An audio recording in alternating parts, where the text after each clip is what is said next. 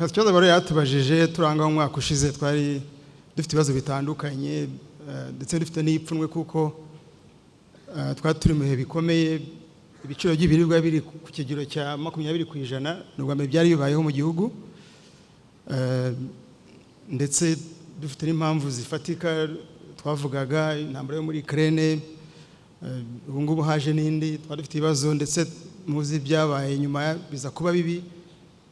Tuza kugira imvura mbi cyane igwa gahe gato irangije dutwara n'abantu ndetse n'ibintu n'ibirwa biragenda biruka ibyawe mu Burengerazuba no mu majyepfo y'igihugu.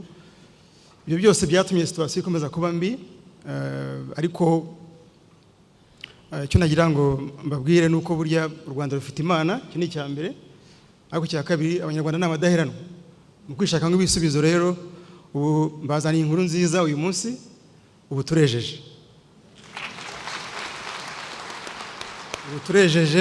mu gihugu hose, mu turere twose tw'u Rwanda. Ibiryo birahari, twejeje ibishyimbo, twejeje ibigori, twejeje ibirayi. Ku bunani na Noheli abantu bavuye ku ifiriti ubu ngubu bayisubiyeho. Ibiciro byamanutse ku buryo bufatika, ibishyimbo byamaze nk'inshuro 2, ndetse n'ibigori ubu turejeje ku buryo twumva ko twavuga ko umutekano w'ibiryo muri iki gihembwe turangije twifuza ko tuzanawukomeza, ndetse tubona n'umwanya wo kugira ngo dushimire abahinzi n'aborozi muri rusange badufashe muri uru rugendo,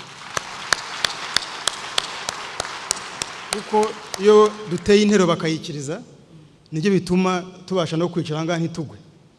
So tuba twariye rero, bafashe breakfast no mu kanya hari icyizere, so ibiryo birahari mu gihugu.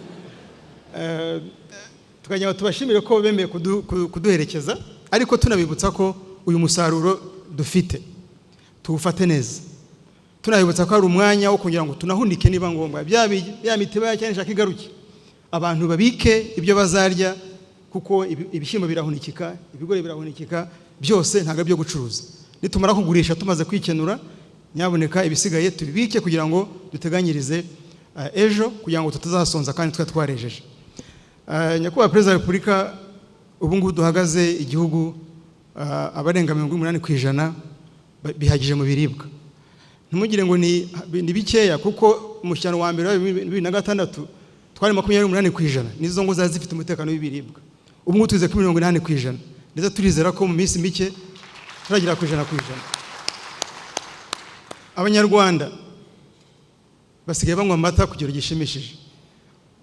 Umushyano wa mbere twanywaga litiro 20 ku mwaka ku muntu umwe, ariko ubu tuvugana Umunyarwanda anywa litiro 78 ku mwaka. Tukabona n'umwanya wo gushimira Perezida wa Repubulika wagaruye Girinka.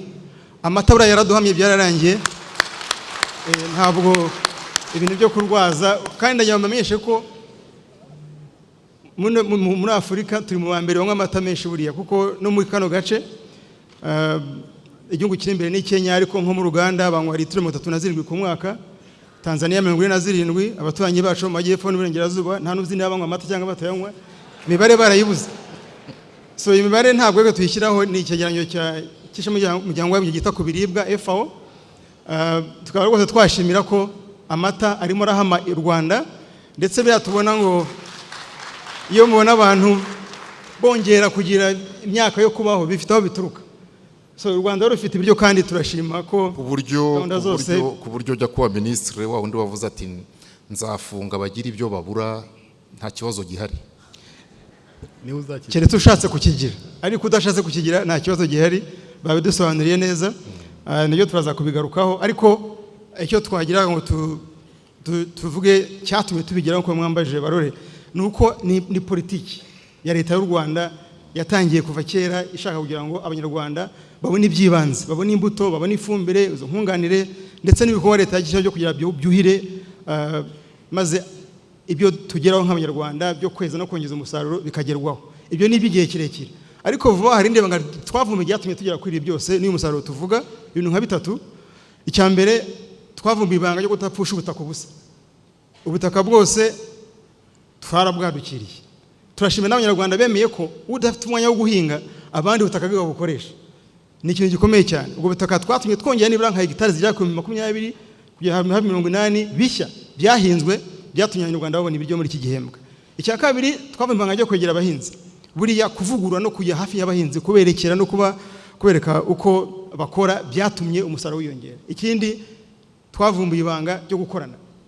Abantu benshi baribuka inama y'Inyamata buriya Minisitiri y'Ubuhinzi n'Ubworozi na Minisiteri ya Local Government twagize cyo twunga ubumwe duhurira ahantu n'abaveterineri bose n'abagoronome bose n'abameya n'abavice meya maze tugambana uko tugiye guhinga. Inama y'Inyamata yo mu kwezi kwa 8 yatumye duhagukana imbaraga turagenda ingingo tugikora neza byatanze umusaruro ndetse tuzakora Nyamata ya 2 mu kwezi gutaha. Ndagushimiye ko urakoze honorable minister. Ariko hari umusaruro kubuhari muravuze mutabantu nibongere bahunike nibyo hari bihunikika hari byo abantu bahungira ariko nanone ntitwabura kubabaza ingamba mufite zo kugabanya ibyononekara nyuma yo gusarura. Uyu munsi u Rwanda ruhagaze ruti? Hari ababimena kuko baruye byinshi ariko hari n'ibyononekara atari ku bushake bw'abantu. Ibyo niko kazi kacu ka buri munsi n'ubundi iyo gutera birangiye hakikwaho gusarura.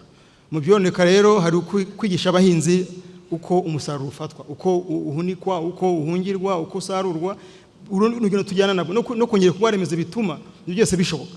So ibyo byose ni ibintu dukora buri munsi kandi byanasazo n'ubundi byo turimo kwegera abahinzi cyane cyane no gukorana n'aba ngaba bagura umusaruro kugira ngo byose bibikwe neza. Ibyo byose ni ibintu biri muri gahunda tugomba gushyira kugira ngo bwa buziranenge dushaka mu nonekara ijanisha ringana iki umuhigo mushobora gufata ubu dutakaza hagati ya 5 na 30% bitewe n'ubwoko bw'ibiryo.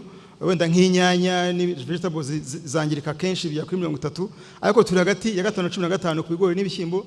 Twumva ko mu myaka nk'ibi twabimana tumaze kubona ibikorwa remezo by'ibanze bihunika imyaka kandi bifata neza no kuyumisha ku gihe.